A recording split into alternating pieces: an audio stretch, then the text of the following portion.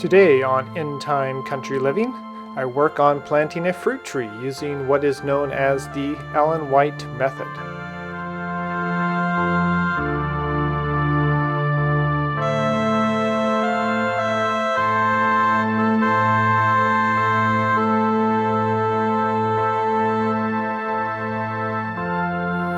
So this morning I am out planting a few trees here, or see how many I can get done. Maybe I can get one or two done today.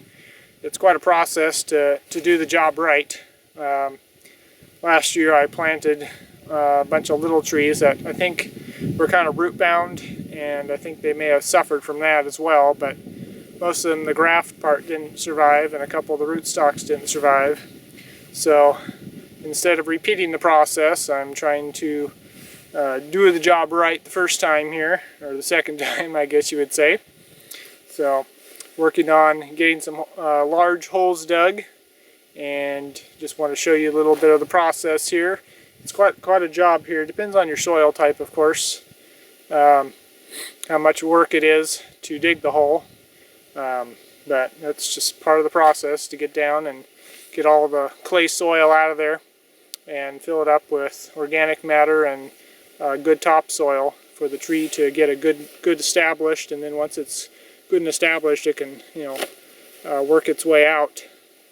The feeder roots can go near the surface, and some of the deeper roots looking for water and other nutrients, like minerals and things down deeper, it can gather.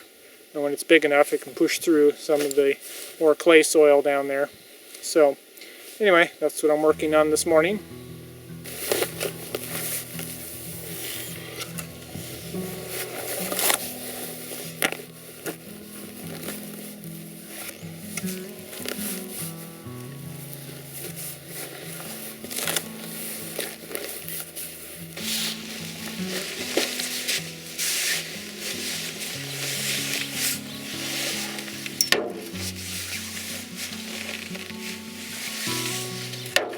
So one of the best ways I've found to dig a deep hole that's not very big around.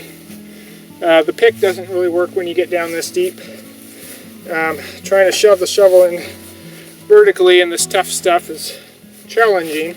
Not impossible, but you just kind of get a little bit at a time. So best way I found is to try to shave it off. Get down here with two hands and a lot of strength. Just shave off a good shovelful. It's fairly quick, not too difficult. It keeps more of a rhythmic, scoops them up, get it out of the hole. Keep chipping away at it all day long, but you don't get very far.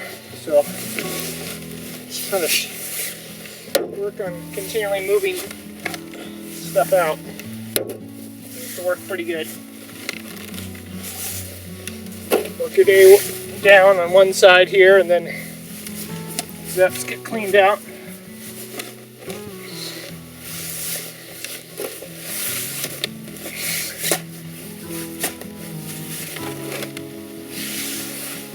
If you can get it cleaned out. Step over there and work on the other side for a little bit.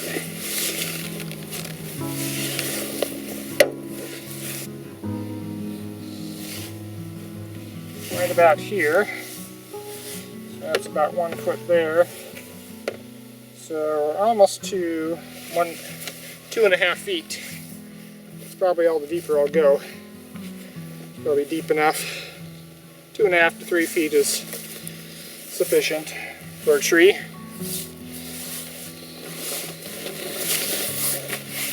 So I'm putting all the heavy clay soil into a wheelbarrow and carting it over to a little hole in the ground where I'd previously wanted to put a tree but never did because it was in the wrong spot.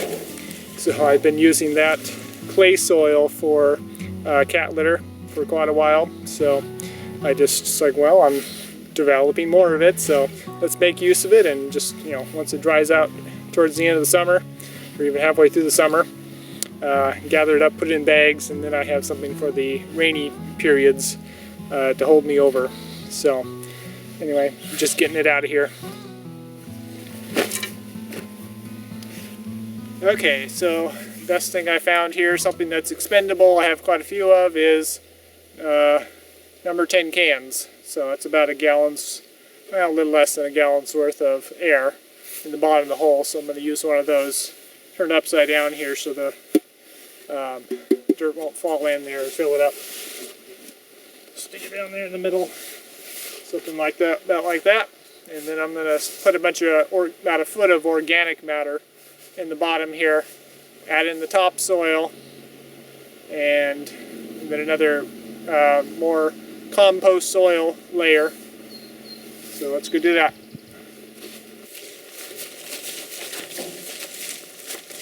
So one of the components that I want to mix in with the topsoil that I will be putting into the bottom third and the top third of the hole for the tree is kind of a mulch, organic matter of some type, something that will break down fairly easily. Grass clippings, dry leaves, things like that that have been ground up. This is stuff that's come through my mower from mowing up the dry and green grass and the leaves together. That grinds it up nicely so it breaks down a lot faster. And it isn't real fluffy leaves, which will be kind of a problem in the hole, because it's going to add a lot of air space in there that's just going to sink, and it's going to be hard to compact it enough. So something that's fairly, a little bit of moisture is good, so because that'll help it to stick together and compact a little bit more. So some of the other things you want to consider when amending the soil that you're going to be putting into the hole, which will help the tree to grow vigorously and to grow healthily. So calcium is the first thing you want to think about. A good source of calcium is agricultural lime, and that's a good source of it. You could also use gypsum. So one of the sources that I can get locally is in about a 50-pound bag of agricultural lime, and I use this for all kinds of uses.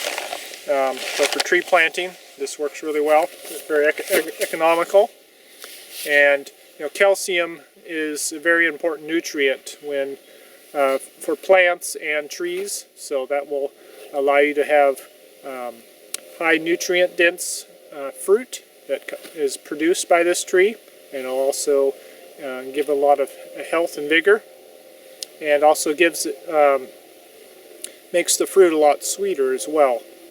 Another thing to consider is to add some minerals.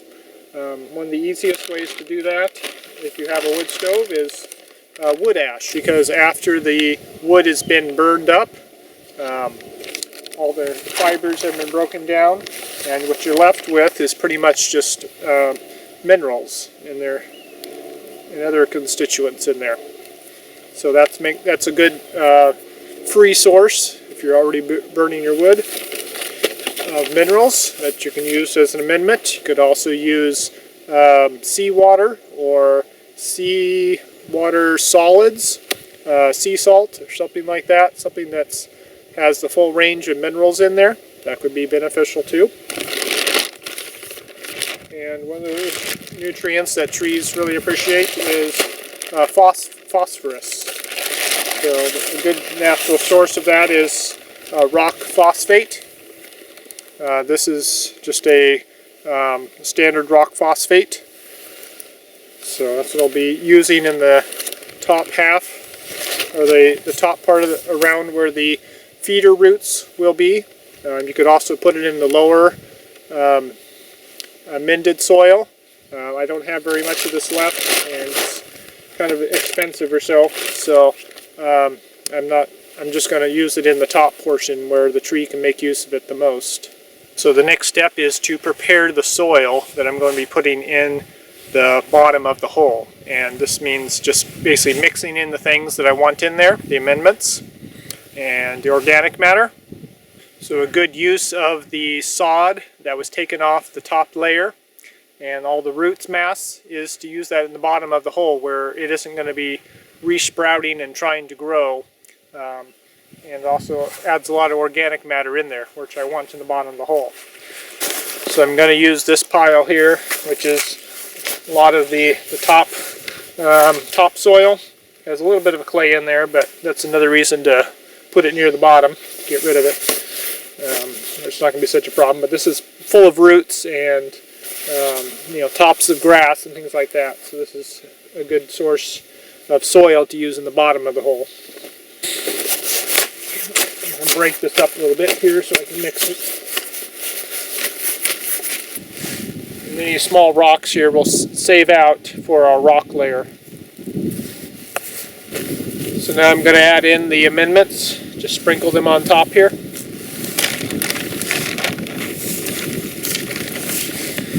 Some of the wood ash in here.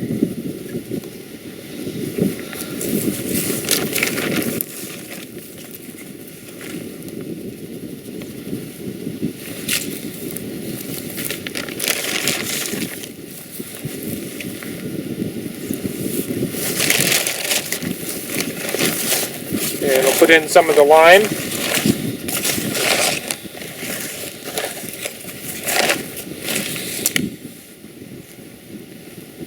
The ash also has, let's see here, it's also a calcium source, potassium source as well, also known as potash.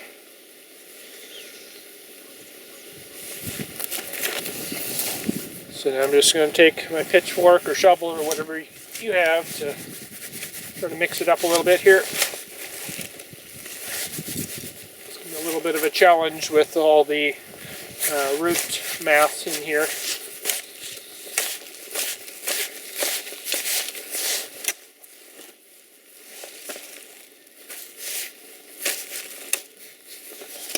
So we don't want big, huge pockets of the ash or the lime or things like that in here. We want to distribute them evenly about so the roots aren't burned by them or not able to absorb them, because it's the microbes and the fungus that are in the soil are the ones that make them available to the tree roots. It isn't just absorbed through the cell walls of the roots or anything like that. So you want the well mixed so that the soil bacteria and microbes are the ones that can access them and then provide them to the tree.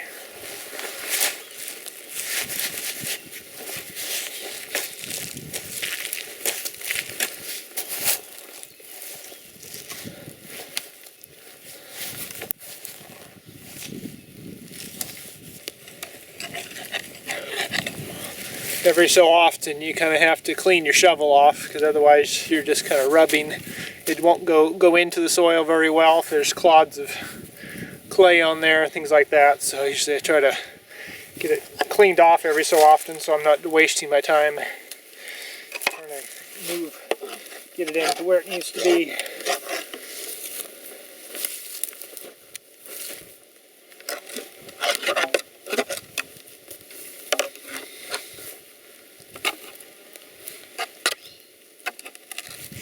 I'm also going to be mixing in some of the leaves, chop, and the grass clippings now too.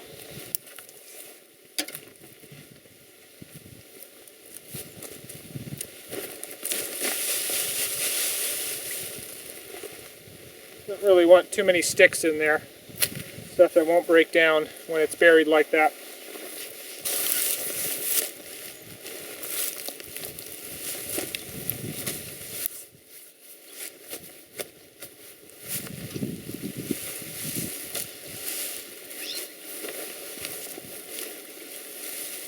Okay, ready to be putting the soil into the bottom of the hole here around the can that's already there.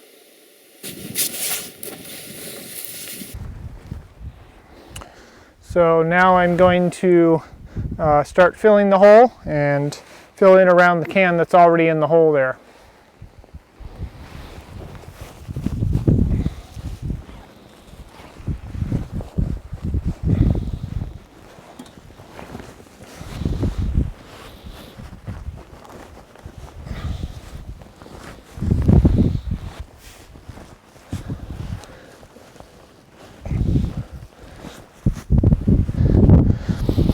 want to make sure it's not going to settle. It's always going to settle a little bit because the decomposition of the organic matter in there is always some airspace. So I'm going to minimize that as much as possible.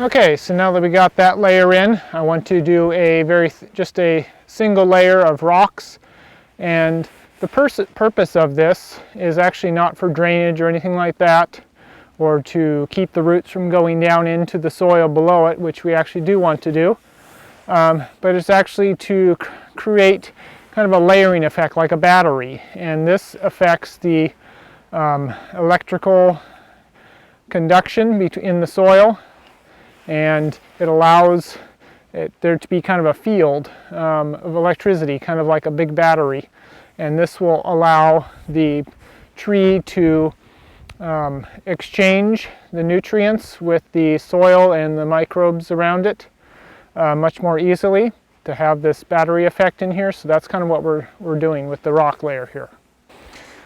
So these are some of the rocks here that I was pulling out of the soil as I was bringing it up. So now I'm just going to toss those in there. If you don't have rocks on your property, you could use some gravel or something like that. You could get some of that, and a couple bucketfuls of that would be fine.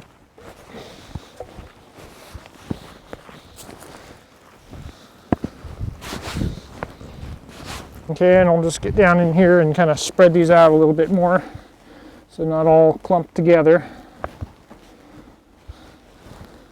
It's kind of hard to always get them in here just right, but even distribution. There can be gaps between, but fairly well covered. Something like that. So then the next thing we want to do is just to put in some pure topsoil. So this will be a difference in kind of capacitance in the different materials that we're putting in the whole different layers. So I'm going to use some of this topsoil that I got from just underneath the surface.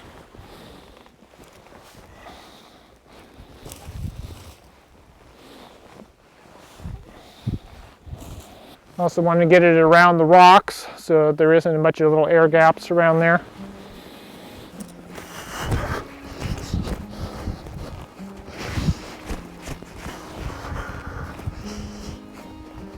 Okay, a little bit more in there.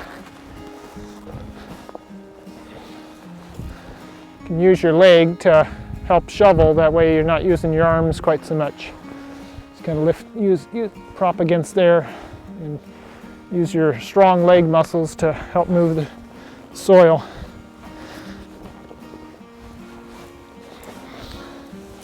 Use your arm inside your leg and work together for pushing soil in.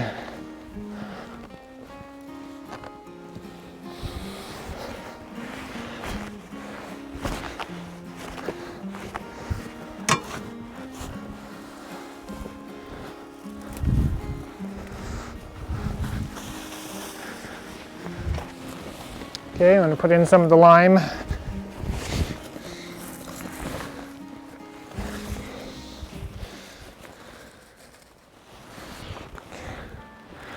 Get in here and try to mix it around as best I can. Should have a fully functional orchard if I had started the first year. So I need to hurry up the process a bit here, and so do what I can. Spend a few more hours in the initial planting in order to get the production up and the tree's big and healthy, not have any more false starts. 2/3 of it should be organic matter, quite a large quantity of it. Nice rich soil, that's what the tree will appreciate.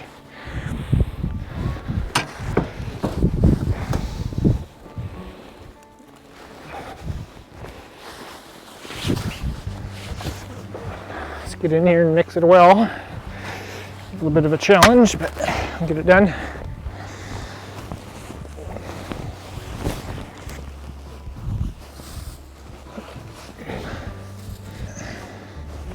Do some more amendments here.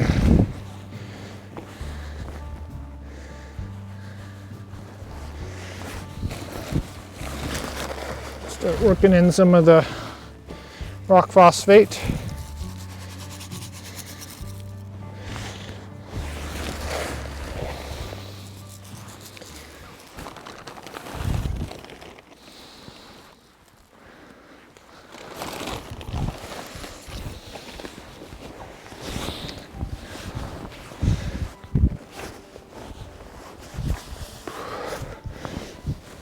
Putting the leaves on the top and then trying to pull them up. It seems to work better than putting the leaves, putting the leaves down first and then soil on the top. It's easy to bring the leaves up, but it's hard to bring the soil up. So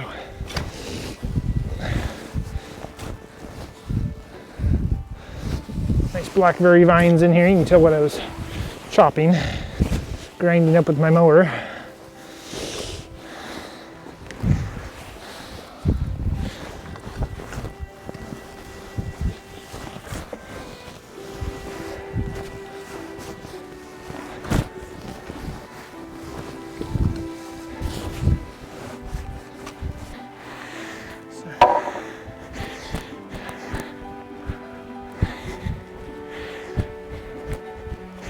Go for a jog around the pile here. And in the middle.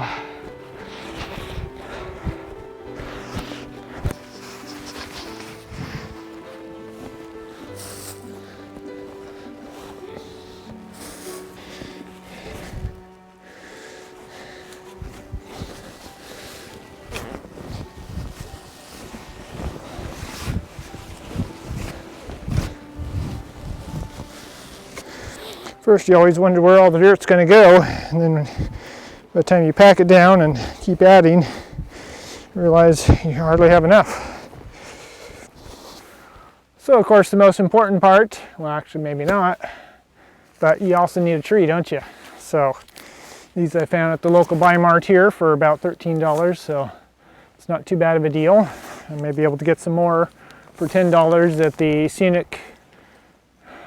Scenic Hill nursery over there in Albany, so that's be another option here later on, but they don't sell their trees till about 1st of April, so by then your chances of getting a good tree or even finding what you want are pretty slim if you can't find it there, because everybody else is probably sold out or has just the bare scrapings left. So figured, well, it's beginning of February, so let's just get some there, not much more expensive. And we know we're getting fairly decent stuff. So this is a Honeycrisp. I already have one Honeycrisp out by the front of our property, and it's doing well. I've gotten some apples off it already last year. I think maybe 6 or so last year, and 2 the year before. So we like them. They're fairly decent. They're not terribly flavorful. It's just kind of a honey sweetness flavor and crispy, as indicative of the name. But they're a good storage apple. All right, so let's dig a little hole here and get it out of the bag.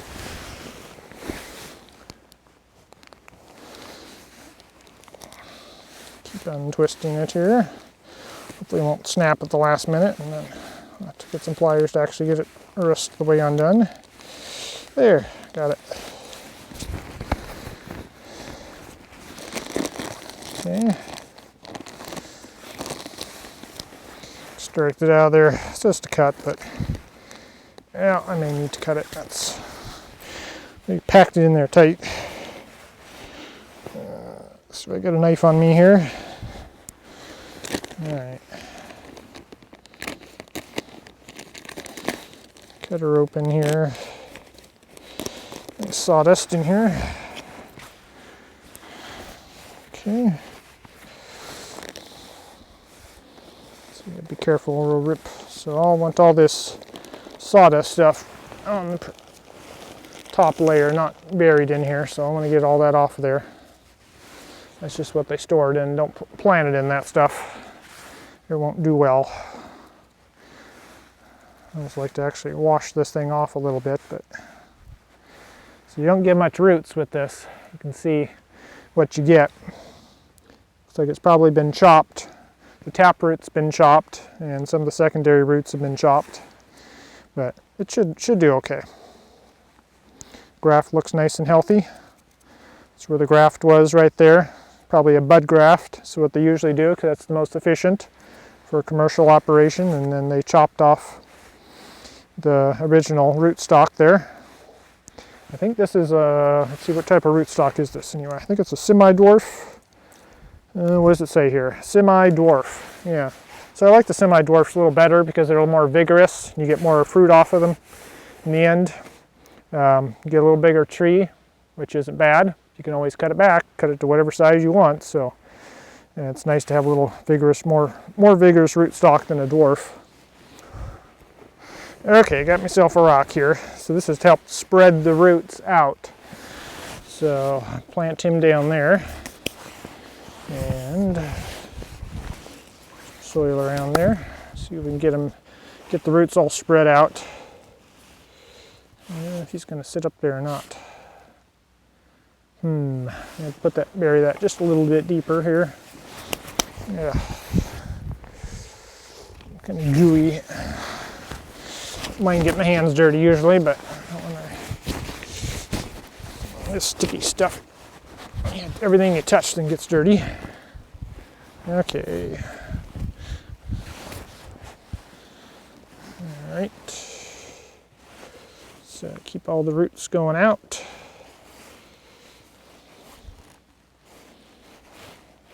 Okay. Start putting some back. Start scraping the soil back around.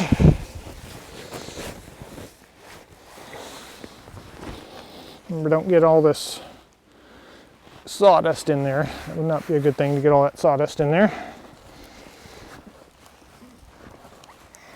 That's for the top layer. Now, soil, there's some little feeder roots around coming off about this level here. That's where that sawdust was, so I'm gonna probably get it up that high. Which isn't bad because I'll be mulching this heavily, and so having soil mounded up just a little bit around it isn't going to hurt anything. Everything around it's going to be filled in with wood chips and organic matter of all kinds. So.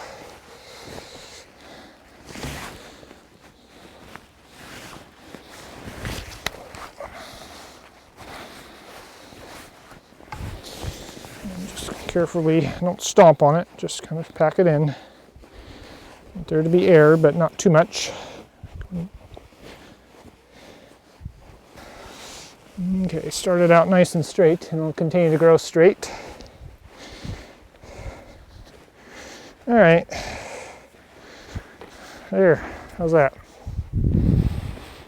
Okay, now we just need to start adding some organic matter, so these nice sawdust can start being added around the surface of the soil. Try not to mix it in too much here, if any.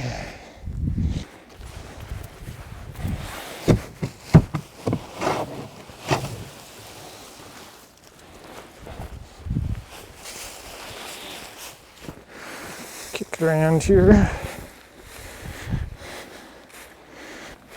Looks like it's pretty happy. It's in a nice protected area where there's no deer can get at it, so I don't have to put a fence around it, which is very nice, because having to go get a fence ready after all this work is not something I really care to be doing right now, so glad there's already a fence.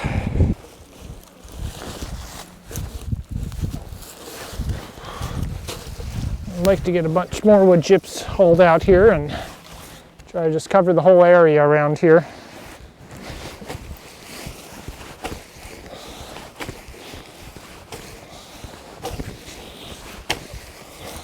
All right, so there you have it. I think that's about all I'm going to do for it today. It's getting kind of late in the day, so I need to get in and get some other work done. So there's one tree done, one day. So I started about 9 a.m. and it's about 2:30 now, so with a break for lunch. So it takes a while.